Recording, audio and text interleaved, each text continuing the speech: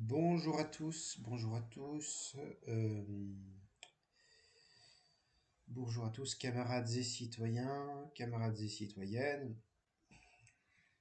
Comme vous le savez, je suis un souverainiste de gauche.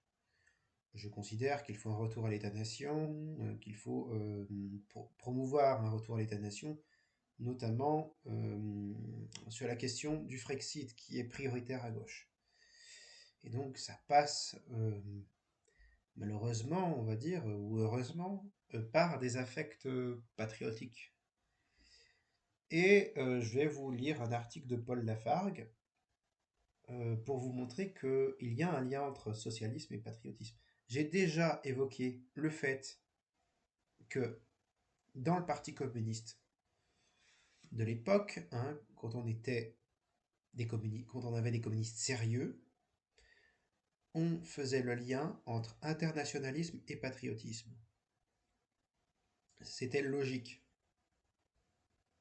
Aujourd'hui, on a des gauchistes qui nous traitent de social chauvin dès lors qu'on parle de patriotisme. Ils n'ont pas compris vraiment ce qu'était l'internationalisme. Et bon, ils ont cru que l'internationalisme c'était un anti-nationalisme. C'est effrayant. Donc l'article que je vais vous lire, il est de Paul Lafargue. Mais bon, oui, le bas qui blesse, hein, c'est qu'il y a aussi Jules Gued. Bon, Jules Gued, au début, il était très radical. Bon, après, il y a eu les lignes sacrées. Mais Paul Lafargue, lui, c'est le gendre de Karl Marx, hein.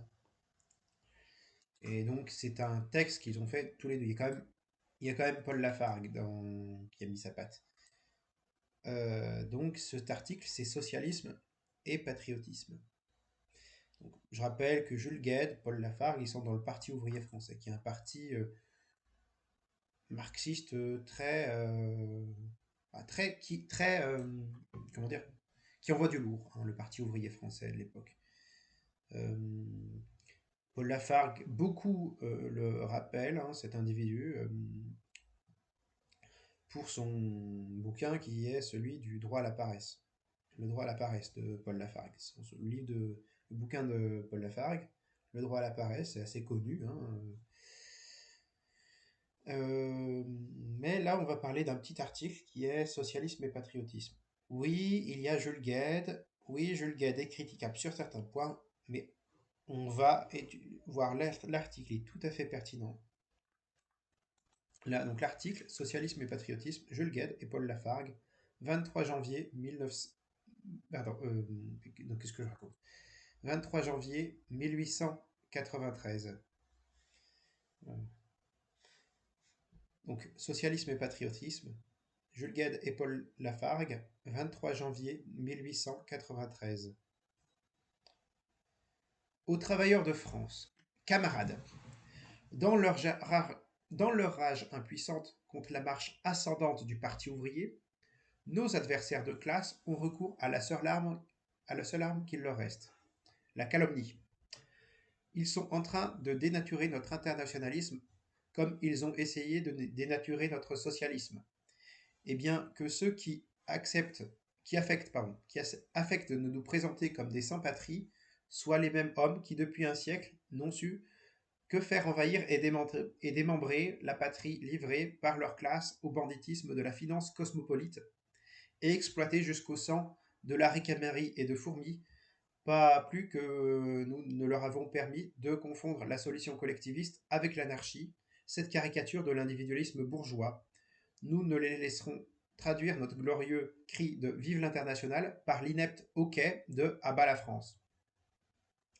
Non, l'internationalisme n'est ni l'abaissement ni le sacrifice de la patrie. Les patries, lorsqu'elles sont constituées, ont été une première et nécessaire étape vers l'unité humaine à laquelle nous tendons et dont l'internationalisme engendré par toute la civilisation moderne représente une nouvelle étape aussi inéluctable.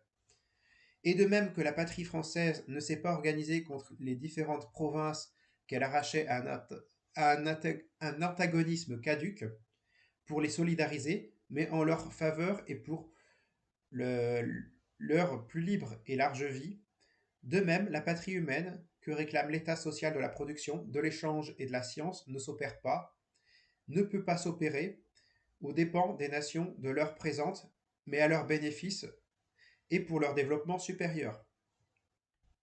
On ne cesse pas d'être patriote en entrant dans la voie internationale qui s'impose au complet épanouissement de l'humanité. Pas plus qu'on ne cessait à la fin du siècle du siècle dernier d'être provençal, bourguignon, flamand ou breton en devenant français. Les, inter- les internationalistes peuvent se dire au contraire les seuls patriotes parce qu'ils sont les seuls à se rendre compte des conditions agrandies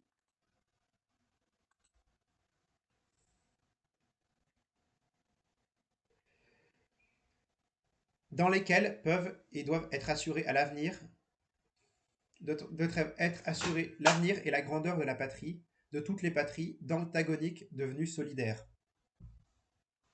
En criant Vive l'international, il crie Vive la France du travail, vive la mission historique du prolétariat français, qui ne peut s'affranchir qu'en aidant à l'affranchissement du prolétariat universel. Les socialistes français sont encore patriotes à un autre point de vue et pour d'autres raisons. Parce que la France a été dans le passé et est destinée à être dès maintenant un des facteurs les plus importants de l'évolution sociale de notre espèce. Nous voulons donc, et nous ne pouvons ne pas vouloir, une France grande et forte, capable de défendre sa République contre les monarchies coalisées et capable de protéger son prochain 89 ouvrier contre une coalition, au moins éventuelle, de l'Europe capitaliste. C'est la France qui, avec Babeuf, Fourier et Saint-Simon, a commencé à l'élaboration des idées socialistes auxquelles Marx et Engels ont apporté leur couronnement scientifique. C'est la France qui, après avoir déchaîné sur le monde la révolution bourgeoise, préface indispensable de la révolution prolétarienne, a été le grand champ de bataille de la lutte de classe, mettant sans compter au service de la rédemption du travail ces héroïques insurgés de Lyon 1832 et de Paris 1848 et 1871. C'est la France qui, bien que décimée par les massacres versaillais, relevait en 1889, dans son immortel congrès de Paris, le drapeau de l'international, tombé dans son propre sang et initiait les 1er mai. Les 1er mai. C'est elle qui, la première, plantait sur les hôtels de ville, enlevés à coups de bulletin de vote,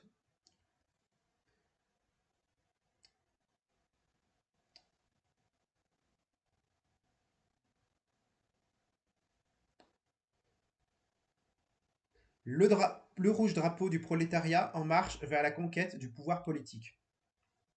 Et c'est parce que son passé révolutionnaire répond de son avenir socialiste que lorsqu'elle s'est trouvée en péril, il y a 23 ans, elle a vu accourir pour sa défense, sous les plis du drapeau tricolore, les internationalistes d'Italie, d'Espagne et d'ailleurs. Pendant que la naissante démocratie socialiste allemande se mettait au péril de sa liberté à travers d'un démembrement aussi imbécile que criminel. Parce que nous sommes patriotes, nous ne voulons pas de guerre qui, heureuse ou malheureuse, ne saurait aboutir qu'à des désastres sans exemple, étant donné les millions d'hommes précipités sur le champ de bataille et l'outillage de mort dont ils seront armés. Nous ne voulons pas de la guerre qui, quelle que soit son issue, ne ferait contre l'Occident épuisé que le jeu de la barbarie asiatique représenté par le tsarisme russe. Nous voulons la paix à outrance parce qu'elle travaille pour nous, et contre la domination capitaliste et gouvernementale qu'il s'agit d'anéantir et qui ne peut prolonger sa misérable et néfaste existence que par la division et l'entre-égorgement des peuples. Nous voulons la paix parce que l'ordre bourgeois est condamné à mourir. Et maintenant que nous avons établi comment, loin de s'exclure patriotisme et internationalisme, ne sont que deux formes se complétant du même amour de l'humanité, nous répétons bien haut, à la face de nos calomniateurs, oui, le Parti ouvrier français ne fait qu'un avec la démocratie socialiste allemande contre l'Empire d'Allemagne. Oui, le Parti ouvrier français ne fait qu'un avec le Parti ouvrier belge contre la monarchie bourgeoise des Cobourgs. Oui, le Parti ouvrier français ne fait qu'un avec les travailleurs et les socialistes d'Italie contre la monarchie de Savoie. Oui, le Parti ouvrier français ne fait qu'un avec le jeune et déjà si puissant Parti du travail d'outre-Manche contre le constitutionnalisme oligarchique et capitaliste d'Angleterre. Oui, nous ne faisons et nous continuerons à ne faire qu'un avec les prolétaires des deux mondes contre les classes dirigeantes et possédantes de partout. Et nous comptons sur nos camarades français, sur le peuple de l'atelier et du champ pour se joindre au Conseil national du parti dans ce double cri qui n'en fait qu'un: vive l'international, vive la France. Le Conseil national, G. Crépin, S. Dürer, Féroul, député Jules Guesde, Paul Lafargue, député Prévost, Quesnel, 23 janvier 1893. Donc, qu'est-ce qu'on peut dire? Bon, vous allez être choqué de l'Occident versus le barbarie asiatique. Il s'agissait du despotisme russe. Non, Lénine, lui, disait que disait que le tsarisme était pire que le kaiserisme. Bon. Oui, si on anticipe ce qui se passera après, Jules Guesde, effectivement, il y a l'union sacrée, parce que n'aurait pas approuvé Jaurès. Hein. Jaurès était contre l'entrée en guerre en 1914, il faut le rappeler. Mais là, dans ce texte, précisément, on veut la paix en Europe. On ne veut pas faire le jeu, si vous voulez, des puissances capitalistes qui s'arrachent, qui mettent leur prolétariat respectif en concurrence. En fait, on met en avant un patriotisme social qui tient à préserver la patrie de la guerre, en fait. Aimer la patrie pour aimer son peuple, en fait. Et pareil au niveau, et on met en lien cela avec l'internationalisme. C'est deux amours de l'humanité, l'un à l'échelle locale et à l'échelle globale. Et c'est ça que certains gauchistes n'arrivent même pas à comprendre.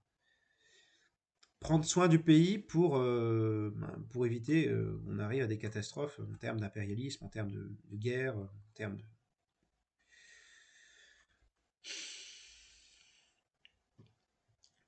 Et oui, on n'est pas dans une vision, comme ils le disent effectivement, de l'extrême gauche. Hein. Il y a deux extrêmes gauches, si vous voulez. Il y a l'extrême gauche communiste, donc le collectivisme, le marxisme, la mise en commun des moyens de production par l'État ouvrier, et l'anarchisme, qui effectivement est une caricature de l'individualisme bourgeois, hein, que certains démagogues veulent appliquer au prolétariat. Là, il tape en plein dans le mille. Effectivement, la comparaison entre patrie, province et le monde, en fait, en fait, quand ils mettent en avant les différentes formes, hein, d'amour du pays, hein, d'amour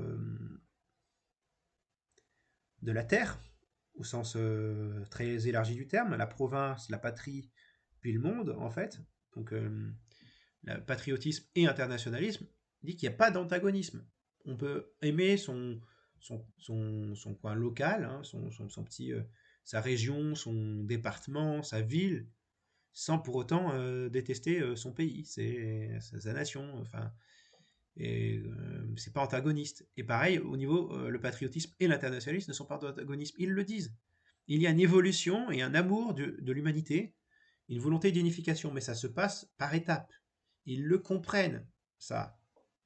Ils le comprennent. Et ça, c'est un texte. Je vais vous le mettre en description. Il faut que vous le lisiez. Hein, et quand vous verrez un gauchiste, hein, qui vous sermonne sur l'internationalisme comme un antinationalisme, montrez-lui ce texte. Bon, enfin, ou répondez-lui avec des arguments de ce texte. Donc voilà. Effectivement, Babeuf, par exemple, Fourier et Saint-Simon, je me réfère pas trop à eux, mais Babeuf, c'était un radical de la Révolution française. C'est-à-dire qu'il était plus radical que les Jacobins, il voulait collectiviser les moyens de production. Le truc, c'est qu'il n'avait pas de théorie scientifique du socialisme. Il y avait des principes moraux de l'égalité sociale et une volonté de collectiviser des terres. Mais il n'y avait pas de classe ouvrière, il n'y avait pas d'analyse de l'économie capitaliste. Enfin, mais voilà, Babeuf, c'est C'est la conjuration des égaux. C'est une volonté d'une démocratie totale, en fait. C'est-à-dire qu'on a une démocratie, une volonté démocratique de démocratisation des institutions, et encore, hein, les thermidoriens ont bien flingué les jacobins, mais on doit aller plus loin, on doit avoir une démocratisation de l'économique et sociale. Ils ont compris ça, en fait. C'est bien beau l'égalité des droits, mais il faut l'égalité réelle, l'égalité de pouvoir tous au même titre jouir de la possibilité de vivre dignement. Donc nos anards à côté de la plaque oublient qui était Babeuf. Hein, que Babeuf, il est lié quand même pas mal lié au contexte de la Révolution française. Donc oublier que la Révolution française a été une des matrices du socialisme, c'est problématique. Mais voilà. Bon, ouais, donc voilà. C'est ce que disaient certaines personnes à juste titre, hein, qu'il fallait lier marxisme et patriotisme républicain. J'ai entendu, je crois que c'est sur Communiste Français, hein, sur la chaîne YouTube Communiste Français, ils avaient résumé très bien la chose. Il faut lier patriotisme républicain et marxisme pour s'en sortir. Et ils ont entièrement raison. On doit retourner à une gauche patriotique. Le marxisme est un très bon outil d'analyse. Il nous faut et ce n'est pas une justification au fait de renoncer à la superstructure étatique. Le marxisme parle de prise de pouvoir d'État, hein, parle de l'État ouvrier. La question du dépérissement de l'État, déjà, c'est beaucoup plus complexe que veulent bien le faire croire les anards ou les gauchistes. C'est pas vraiment un dépérissement de l'État au fin de l'État à proprement parler. Ensuite, bon, il y a des étapes entre-temps. C'est plutôt l'État-nation et l'appareil d'État répressif. Et c'est par un dépassement, par une haine de l'État-nation. C'est un dépassement de l'état historique de l'État-nation que prône le marxisme, et non pas une haine de l'État-nation. Ils ont pris les prolétaires et non pas de patrie, ils l'ont pris au bout de la lettre, hein, certains, au pied de la lettre. Pardon, ils l'ont pris au pied de la lettre, certains. C'est assez pitoyable. Marx constatait simplement qu'ils n'ont pas de patrie, les prolétaires, parce que, en fait, au-delà des patries, ils ont leur intérêt de classe qui est supérieur à l'intérêt de la nation, hein, l'intérêt de tous les ouvriers du monde, est supérieur à l'intérêt qu'ils ont, à l'intérêt général dans une nation, puisqu'en fait ils se font gruger par la bourgeoisie, qui les empêche d'avoir une patrie qui soit la leur aux ouvriers. Alors que s'il y a un État ouvrier, les ouvriers vont avoir une patrie. Effectivement, la révolution bourgeoise, hein, comme certains la qualifient, hein, un peu trop, hein, 1789, ça a été c'est une étape dans la pensée socialiste qui nous permet d'avoir une révolution prolétarienne. Il y a eu une société aristocratique, une société dominée par l'aristocratie. La bourgeoisie a repris le pouvoir, et maintenant que la bourgeoisie a pris le pouvoir, c'est au prolétariat de prendre le pouvoir. C'est par étapes. Hein, c'est l'histoire de la lutte des classes. Il y a quand même un certain nombre d'étapes. Hein. Pareil au niveau du socialisme, d'abord dans un pays, puis ensuite communisme égale socialisme mondial. Et donc possibilité de ne plus avoir besoin des frontières.